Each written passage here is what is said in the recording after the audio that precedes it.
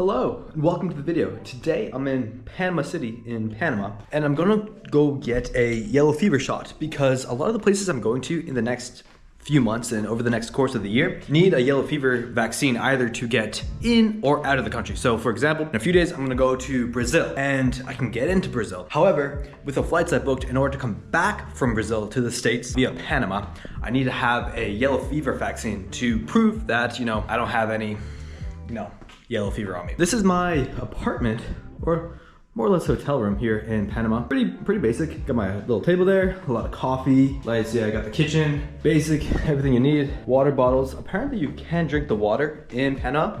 I just haven't done that quite yet. And then this is the bathroom here. That's me, shower, all good. And so a little more info about the yellow fever vax is that in the States, geez, I was calling around to a bunch of different clinics to see how much it would cost to get a yellow fever vaccine. And people were saying from like $400 to $500, which is absolutely insane. And so here, there's a clinic in Panama, and we're gonna go on it right now, where you can get the yellow fever vaccine for $100, which still is a lot, but it's a lot better than $400 or $500 in the States. And apparently in Brazil, you can get it for free, but they don't always give you the certificate of yellow fever vaccine, and I need that when you go to other countries, such as Sub-Saharan Africa, the Congo, the Amazon in Brazil, but like really a lot of countries in Africa. You need to show your yellow fever vaccine when you're entering the country that you are protected from yellow fever. And if you don't have that, sometimes they will not let you either enter or leave the country. If you're gonna travel a lot, get a yellow fever vaccine that does have the certificate of proof of it. And so let's go do that in Panama.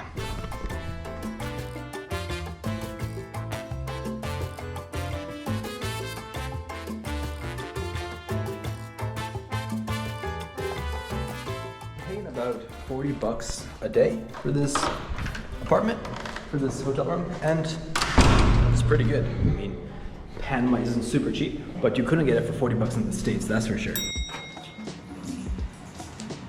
Lobby of the building, little hangout area. So we got the Uber coming. There you go, coming in 6 minutes. Good time to talk about Panama. First impressions, I've only been here like 2 days so far, but I really like it. One thing for sure is that Panama is not necessarily as economical as some of the other Latin American countries, like maybe Colombia or Guatemala or Peru or Ecuador. You definitely pay a premium in Panama. I think that's mainly because the States has a large influence based off of the canal, and then the canal brings in a lot of like logistics and transportation industries. And that combined with the fact that Panama uses dollar as their main currency brings a lot of economic, United States economic influence in Panama, which drives up the cost of basically everything. Oh, cool fact is that Panama uses the dollar as well as a balboa. Let me see if I have a balboa. They're only coins now. I don't think they make dollar bills. Or all bills you exchange in Panama will be dollars, but sometimes you have little coins that are balboas. So this is an example of a balboa, and one balboa equals $1. So the balboa is just pegged to the dollar. However, they don't make balboas more than just one anymore. I don't know if they did in the past, but basically the economy is completely ran on US dollars, which just drives up the price. And you can see there's traffic is pretty heavy in Panama during the day. The night it cools down a bit. Panama City was definitely not built for the number of cars that it has now. The city itself isn't too big, but getting around it can take some time. They have a metro as well, and maybe we'll go on the metro. Not in this video, but traveling by car it can take a while. However, it's not super expensive. Let me see. I'm going across the city. How much am I paying?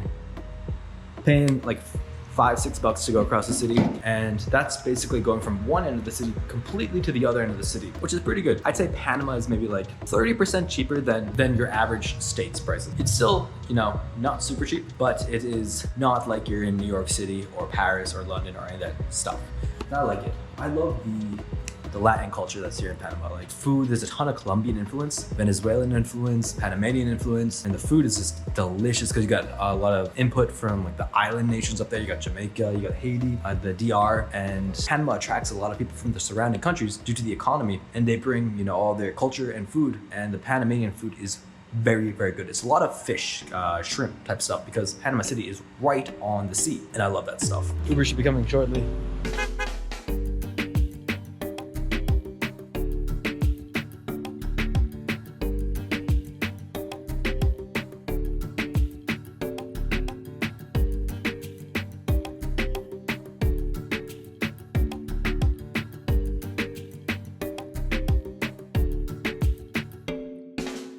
Today is actually the day after the footage you just saw, because I got here to the place and I forgot my passport, and I need my passport to be able to, you know, write on my form that the yellow fever vaccine is for me, not for anyone else. Basically, when you come in here, you go up to these windows here with the bars on them, and then you pay. If you're a resident in Panama, you pay 20 bucks. For tourists, you pay 100 bucks. You have to have your passport to get this little form. This form tells you that you're good to go, and I did not have my passport, so I couldn't do that. And after you pay in this building here, you go over here to that building there, and that's where you get your vaccine. Let's see if we can go do that now. I'm in the right area because this says Vacuna Internacional. Yes. Okay, la vacuna de yellow fever. Pastel, yeah. Es el francés. Laboratorio francés. Okay. Laboratorio sí, sí. France. Okay, and that was it. This is where you got the vaccine. International vacuna. You come down here in the second building. Well, now I'm leaving.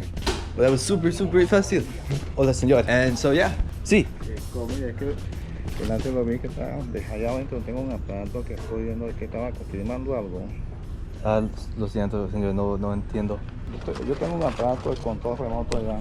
So actually, that last guy just told me that I couldn't film in there, and I said maybe I had to delete my footage, but luckily I was able to talk my way out of it and did not have to delete the footage. So now I'm outside the clinic and just waiting for the Uber taxi, which should be coming very shortly. But overall, super easy process. Highly recommend it if you ever are looking to get a vaccine, a yellow fever vaccine outside of the States, because the States can cost hundreds of dollars. You need this little certification to go to, or to get out of Brazil a lot of times, to go to the Amazon, to go to a lot of like Central Africa. Yeah, it just costs a ton of money to get it in America, which is ridiculous.